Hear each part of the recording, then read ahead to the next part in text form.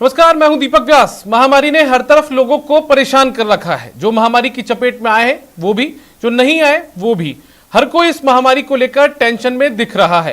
क्या बड़े क्या बच्चे, हर किसी पर डायरेक्ट या इनडायरेक्ट कोरोना का डर दिख रहा है। इस महामारी ने लोगों की टेंशन बढ़ा दी है। अब सवाल उठता है कि कैसे इस टेंशन से लड़ें। आखिर इस टेंशन को अपने पर हावी नहीं होने दें। इसी पर चर्चा करेंगे और अपने एक्सपर्ट से जानेंगे कैसे करें इस टेंशन से मुकाबला। कोरोना के कारण स्ट्रेस और डिप्रेशन के मामले बढ़े।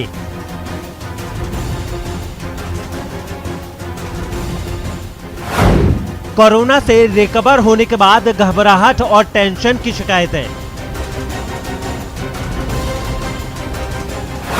मानसिक रूप से कमजोर कर रही है कोरोना की दहशत।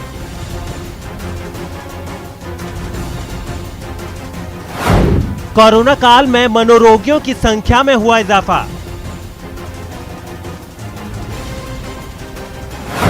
लोगों को तनाव और अवसाद जैसी मानसिक बीमारियां घेर रही हैं। पोस्ट कोविड मरीजों में अनिद्रा, चक्कर, धुंधली दृष्टि, सुन्नपन की शिकायतें आम। मेंटल हेल्थ को दुरुस्त रखने के लिए निगेटिविटी से बचना जरूरी। कोरोना महामारी दिमाग पर भारी, कैसे करें तनाव से मुकाबला। कोरोना काल में टेंशन से बचिए। और इस खास मुद्दे पर चर्चा के लिए हमारे साथ दो खास मेहमान जुड़ गए हैं। डॉक्टर गजानन वर्मा जो कि मनोचिकित्सक हैं, डॉक्टर नितिन सारस्वत जो कि मोटिवेशनल स्पीकर हैं। आप दोनों का बहुत बहुत शुक्रिया हमारे साथ जुड़ने के लिए। सर, सबसे पहले डॉक्टर गजानन वर्मा, मैं आपका रुख करना चाहूंगा। क्या कोविड का जो ये काल है, इसमें कोरोना के मानसिक रूप से लोगों को बीमार कर रहा, परेशान कर रहा है? सर, कोरोना की जो दूसरी लहर आई है, ये बहुत आदमी को तोड़ने वाली लहर है। इसमें आदमी शारीरिक रूप से तो प्रॉब्लम वही है कि लोगों को बेड नहीं मिले हैं, ऑक्सीजन की डेफिशिएंसी रही है, दवाइयों की बहुत प्रॉब्लम रही है। इसके साथ साथ वो मानसिक तनाव से बहुत ज्यादा गुजरा है। बच्चे हों, बड़े हों, जवान हो, महिलाएं हों, सब लोगों को इसने मानसिक रूप से तोड़ दिया एक तरह से। क्योंकि किसी के घर में, रिलेशनशिप में, दोस्तों में कोई ना कोई कोरोना से अफेक्ट हुआ है, किसी की डेथ हुई है, कोई बहुत सीरियस हुआ है, लोग लाखों रुपए इलाज में खर्च हुए हैं, फाइनेंशियल रूप से टूट गए हैं। तो उसने मानसिक रूप से भी लोगों को प्रभावित किया है। जो लोग कमा रहे हैं उनको प्रॉब्लम हुई है, घर में जो बच्चे हैं, बूढ़े हैं, वो इस यातना से गुजरे हैं। तो ये मानसिक स्थिति पैदा हुई है अनिश्चितता को लेकर कि वो स्थिति थी। अब थोड़ा अपने पास आज की तारीख में अपन काफी कंफर्टेबल हैं, बेड भी अवेलेबल है, वो दवाइयां भी है, डॉक्टर्स भी हैं, सुविधाएं भी हैं। लेकिन पिछले जो अपन कह रहे थे पूरा एक महीना मानसिक तनाव रहा है सभी तरह के लोगों को, बच्चे हैं, बूढ़े हैं, जवान हैं, महिलाएं हैं। तो ये इनमें एक तरह का भाव पैदा हो गया कि चिड़चिड़ापन है, मानसिक तनाव है, डिप्रेशन है, निद्रा है। इसमें जिन लोगों को बीमारी नहीं हुई वो भी परेशान है, और जिनको हो गई है, जो कोरोना पॉजिटिव हो गए थे, आज रिकवर हो रहे हैं। हमारे पास जो हॉस्पिटल में पेशेंट में एडमिट थे वो डिस्चार्ज हो रहे हैं। उनमें भी एक मानसिक तनाव, डिप्रेशन, नींद नहीं आना, चिड़चिड़ापन, एक जो ट्रस्ट पहले हुआ करता था वो ट्रस्ट की भावना कम होना। तो ये स्थिति में अपन जब मरीज को डिस्चार्ज कर रहे हैं, मरीज ठीक हो गया कोरोना से, उसके बाद भी उसमें उसके घर वालों में एक मानसिक तनाव और डिप्रेशन की स्थिति बनी।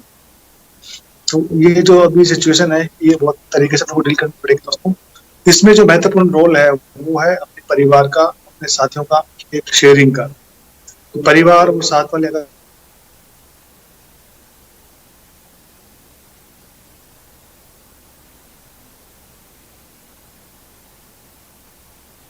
तो मैं ये कहना चाहूँगा दोस्तों कि अब ये जो दौर है, ये मानसिक बीमारी इसमें ज़्यादा आगे नहीं बढ़े। इसके लिए हमको इससे उबरने के लिए जो प्रयास है वो करने होंगे। प्रयास जारी है।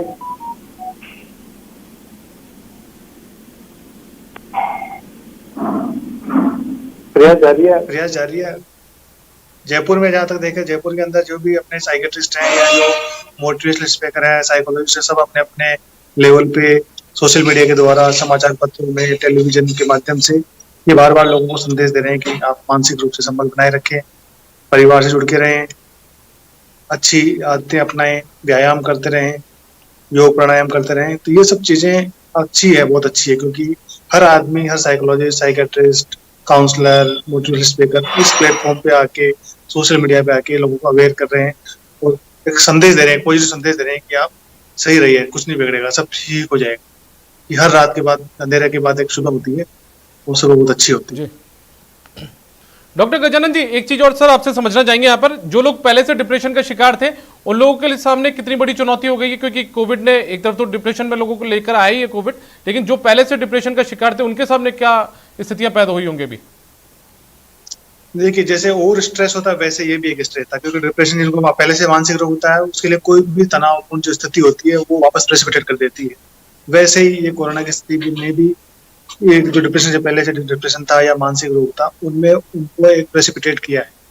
तो वो वैसे ही है जैसे और स्ट्रेस होते हैं, जो तनाव की स्थिति होती है हमेशा जो मानसिक रोग से पहले से प्रभावित होते हैं परेशान करती है, वो सेम इसके साथ हुआ है। जी चलिए, आप बने रहिए सर। हमारे साथ में डॉक्टर नितिन सारस्वत भी जुड़े हुए हैं, उनका रुख करते हैं, मोटिवेशनल स्पीकर हैं। नितिन जी, किस तरीके की दिक्कतें अभी आप देख रहे होंगे समाज के सामने, किस तरीके की दिक्कतें आ रही हैं? जो लोग कोविड का शिकार हुए हैं, जो नहीं भी हुए, उनके सामने कैसी चुनौतियों का सामना वो लोग कर रहे हैं मानसिक रूप से? जी, क्योंकि मैं सिर्फ एक मोटिवेशनल स्पीकर ही नहीं हूँ, मैं एक साइकोलॉजिस्ट भी हूँ और साथ साथ लाइफ कोच भी हूँ। तो जब ये फरवरी मार्च में कोविड की पहली लहर आई, उस समय हमने एक हेल्पलाइन स्टार्ट की थी जिस पे अब तक हम 1000 से ज़्यादा लोगों से की हेल्प कर चुके हैं। और आप विश्वास मानिए कि जिस तरह से कोविड आगे बढ़ा है उसी तरीके से कोविड से आने वाली मेंटल प्रॉब्लम्स भी लोगों की डिफरेंट स्टेजेस से आगे बढ़ती चली गई हैं। जैसे पहले कोविड को लेकर या तो मजाक थी, सीरियसली नहीं ले रहे थे लोग बाग कोविड को, या फिर कोविड को लेकर बहुत ज़्यादा डर था। पर आज की तारीख में जब हम सेकेंड लहर फेस कर रहे हैं, खासकर इंडिया में, तो जो सबसे बड़ा एक इम्पैक्ट कोविड ने डाला है, जो कि हम एक तरीके से आप ये मान लीजिए जैसे डायबिटीज के लिए कहा जाता था, डॉक्टर्स हमारे डायबिटीज के लिए कहते थे कि डायबिटीज साइलेंट किलर है, इसी तरह से Covid induced stress, Covid induced psychological जो साइकी में इम्पैक्ट आया है, वो आज की तारीख में एक साइलेंट किलर की तरह बहुत सारे लोगों को धीरे धीरे बीमार कर रहा है, इम्पैक्ट कर रहा है। और दुर्भाग्य की बात यह है कि इस तरफ बहुत कम ध्यान जा रहा है लोगों का। हम लगातार लोगों से बात कर रहे हैं, काउंसलिंग्स आ रही हैं हमारे पास, जहां पर कोई व्यक्ति आईसीयू में भर्ती है और अचानक उसके आसपास 2-3 लोगों को उसको जाते हुए देख लेता है और वो एकदम से उसका मनोबल गिर जाता है।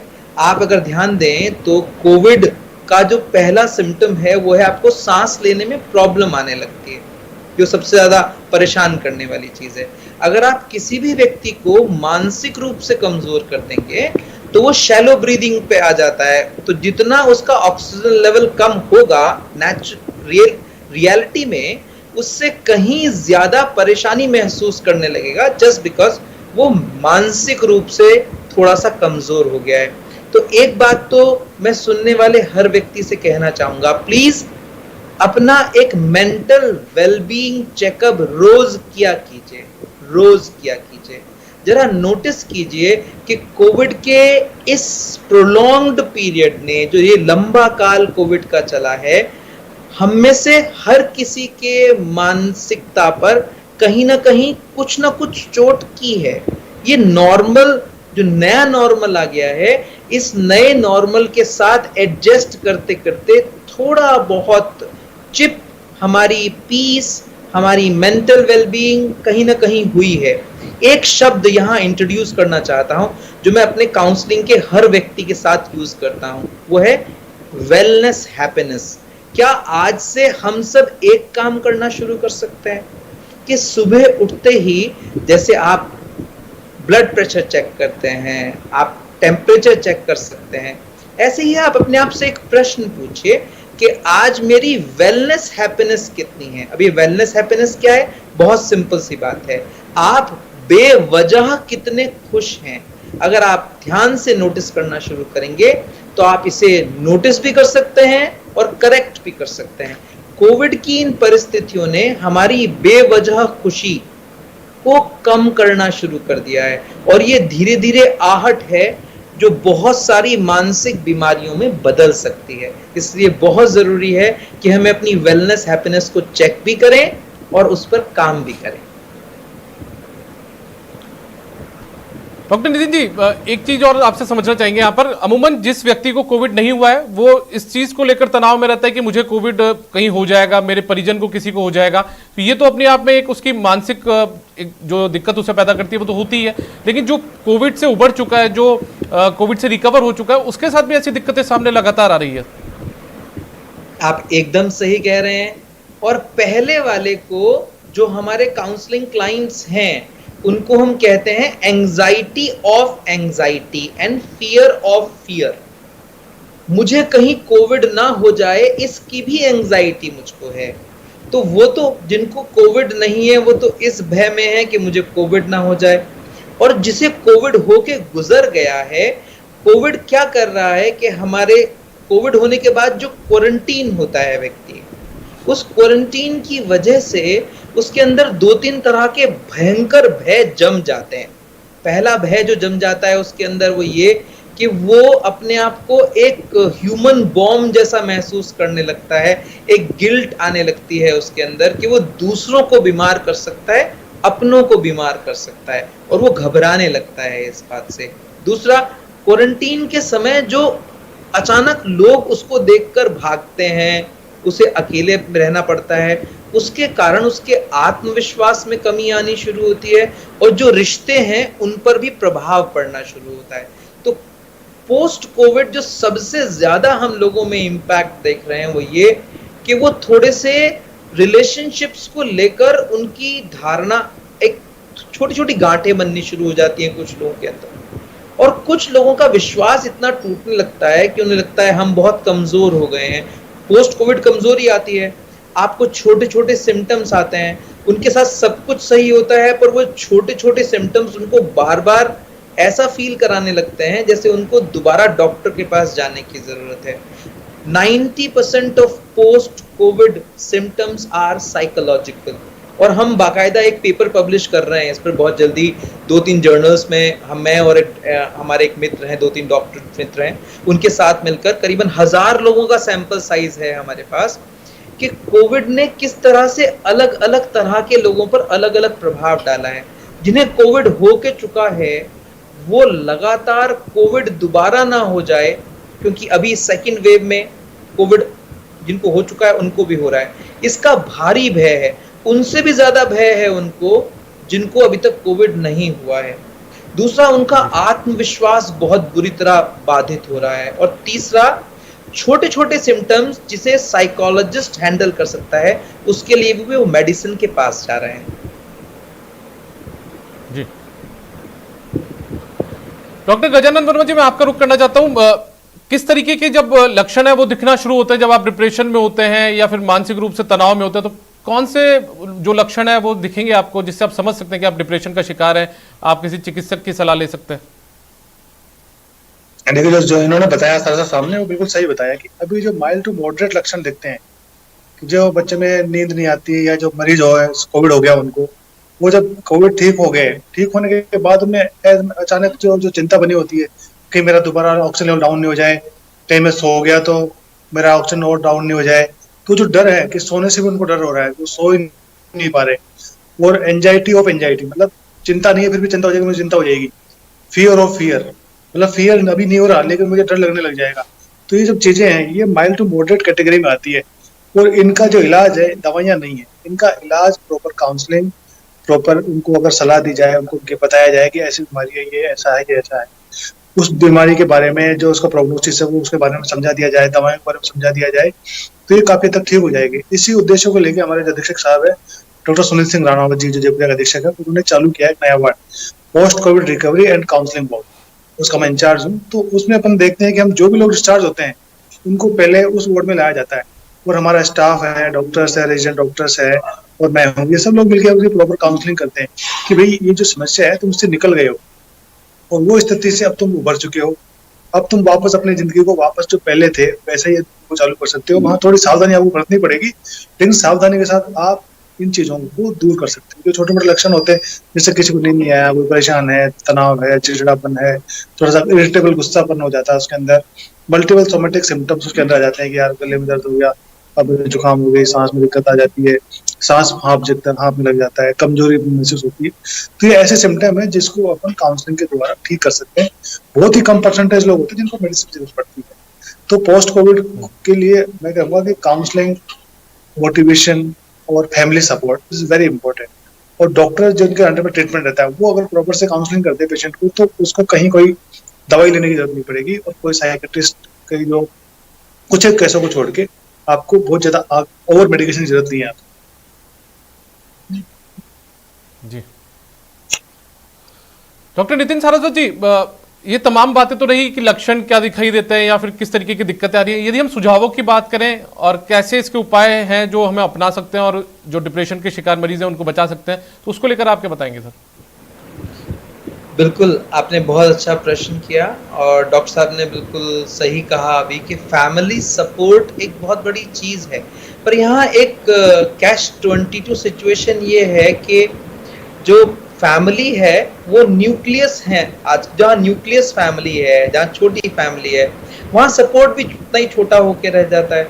तो मैं सबसे पहले तो एक सलाह देना चाहूँगा कि क्या हम एक काम कर सकते हैं, एक छोटा सा काम।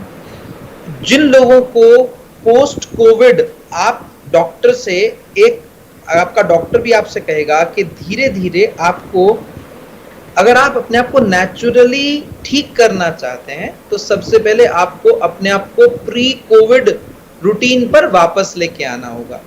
बहुत सारे लोगों को लगता है कि अगर वो ज्यादा आराम करेंगे, ज्यादा रेस्ट करेंगे तो वो बेहतर होते चले जाएंगे। पर होता क्या है, आप जब ज्यादा रेस्ट करते हैं तो ज्यादा ओवर थिंकिंग करने लगते हैं साथ साथ। तो अपने आप को धीरे धीरे ग्रेजुअली अपने रूटीन पर लेके आए। मुझे जब कोविड हुआ तो मैं 9 दिन बाद अपनी काउंसलिंग्स पर वापस आ गया था। धीरे धीरे मैंने अपने आप को 1 काउंसलिंग शुरू की, 2 काउंसलिंग शुरू की, फिर 10 काउंसलिंग तक धीरे धीरे लेके आ गया 25 दिन के अंदर अंदर। तो सबसे पहले यदि आपको कोविड हो के चुका है, गुजर गया है, तो जल्दी से जल्दी अपने आप को नॉर्मल रूटीन पे ले आए, प्रोडक्टिव रूटीन पे ले आए, क्योंकि खुद को ये एहसास कराना बहुत जरूरी है कि आप ठीक हो गए हैं। न्यूरोसाइंस एक बड़ी मजेदार चीज बताती है इसमें हमको। हमारे दिमाग में वो एरिया जो पेन को और प्रॉब्लम को प्रोसेस करता है और वो एरिया जो क्रिएटिविटी को प्रोसेस करता है, वो एक ही एरिया ल्यूमिनेट होता है। यानी कि यदि आप क्रिएटिव किसी वर्क में लग जाएंगे तो आपको पेन, प्रॉब्लम या फिजिकल सिम्टम्स जो हैं वो कम महसूस होंगे। तो सबसे पहले अपने आप को रूटीन पे वापस लेके आएं। जो लोग सौभाग्यशाली हैं और उन्हें अभी तक कोविड नहीं हुआ है, उनको क्या करना है, उनको ये मानना है कि कोविड ना होता तो भी बाहर जाने के अलावा मेरा एक रूटीन तो था, मैं अपने आप को उसी रूटीन पर वापस लेके आऊं। इसी रूटीन में हमें कुछ चीजों का जरूर ध्यान रखना है। आप प्लीज सनराइज और सनसेट जरूर देखें। 5 मिनट सूरज में बैठें और जितनी अर्ली सूरज की रोशनी आप अपने शरीर पर डाल सकते हैं, आप विटामिन ई का भरपूर स्रोत अपने जीवन में ले आएंगे और आपको कैप्सूल खाने की जरूरत नहीं पड़ेगी। आपका मन स्वस्थ होगा, आपका तन स्वस्थ होगा, केवल एक छोटी सी चीज से कि आप सुबह उठकर 5 मिनट सूर्य के साथ बैठ रहे हैं। आप सूर्य नमस्कार करना चाहें तो सूर्य नमस्कार भी कर सकते हैं, पर अपने आप को एक रूटीन में जरूर डालिए, पहली चीज। दूसरी चीज, रूटीन में डालने के साथ साथ एक काम और कीजिए। आप किसी एक फेथ को, जिस भी फेथ को मानते हो, ये समय है आप किसी ना किसी तरीके से अपने आप को मेडिटेशन से जोड़िए। अगर आपने आज तक मेडिटेशन नहीं किया है तो जबरदस्ती मत कीजिएगा अपने साथ, क्योंकि मेडिटेशन सीखने में वक्त लगता है। तो बहुत आसान है, आप 3 तरह की ब्रीदिंग एक्सरसाइज करना शुरू कर दीजिए। आप अनुलोम विलोम कर सकते हैं, एकदम सरल है, उसमें कुछ भी ऐसा नहीं है जो मुश्किल हो। आप भ्रामरी कर सकते हैं, एकदम सरल है। आपको इनमें से कुछ नहीं करना हो तो मैं सबसे सरल ब्रीदिंग एक्सरसाइज बता देता हूं। बहुत गहरा लंबा सांस लीजिए और बहुत गहरा लंबा सांस छोड़िए। 5 मिनट यदि आप ये सूर्य के सामने जल्दी उठ के कर लेते हैं और 5 मिनट या अगर आप ये शाम को सनसेट के बाद चंद्रमा देखते हुए कर लेते हैं तो एक तो आपका मन प्रसन्न हो जाएगा, दूसरा आपके शरीर में बहुत अच्छा ऑक्सीजन का एक स्टोर चला जाएगा। आप मन, आत्मा, शरीर तीनों को मजबूत कर रहे हैं। ये एक तरह की फेथ क्रिएशन है। अगर आप किसी फेथ में हैं तो बहुत अच्छी बात है, वरना उस परम पिता का धन्यवाद दीजिए। थर्ड, ग्रैटिट्यूड प्रैक्टिस करना स्टार्ट कीजिए। एक भाव लेके आइए कि यदि आप आज इस महामारी के दौर में अभी तक पूर्णतः सुरक्षित हैं तो उस शक्ति का धन्यवाद दीजिए, और यदि आप इससे उभर गए हैं तो भी उस शक्ति का धन्यवाद दीजिए। आपके पास जो है उसके लिए धन्यवाद देने की आदत डालिए। देखिए अचानक एक पॉजिटिविटी आनी शुरू होगी। चौथा, एक न्यूज फिल्टर लगाइए। आप नेगेटिव न्यूज को सुनकर मुस्कुराएंगे और अपने दिमाग से कहेंगे मैं इसे बार बार नहीं सुनूंगा। किसी भी नेगेटिव न्यूज का फिल्टर लगाना शुरू कर दीजिए। अपने आप को कुछ पॉजिटिव न्यूज जरूर दीजिए। पांचवा, एक बहुत महत्वपूर्ण चीज है जिसे हम लोग टेस्ट बोलते हैं, सेल्फ मेंटल वेलबींग टेस्ट। मैं आपको 7 पॉइंटर टेस्ट बता रहा हूं जो आप अपने और अपने परिवार के साथ कर सकते हैं। आपको स्वयं पता चल जाएगा क्या आपको किसी प्रोफेशनल की मदद लेने की आवश्यकता है या नहीं है।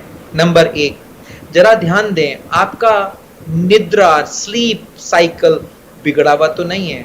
आप एक्सट्रीम ज्यादा तो नहीं सो रहे या एक्सट्रीम कम तो नहीं सो रहे? अगर है तो ये आपको जागने की स्थिति है। जागिए और इस पर थोड़ा सा काम कीजिए। Number 2, irreasonable without a reason irritability. क्या बेवजह चिड़चिड़ापन महसूस कर रहे हैं? स्नैपिश हो गए हैं? जैसे घर के लोग ये तो नहीं कह रहे कि काटने को दौड़ते हो तुम आजकल।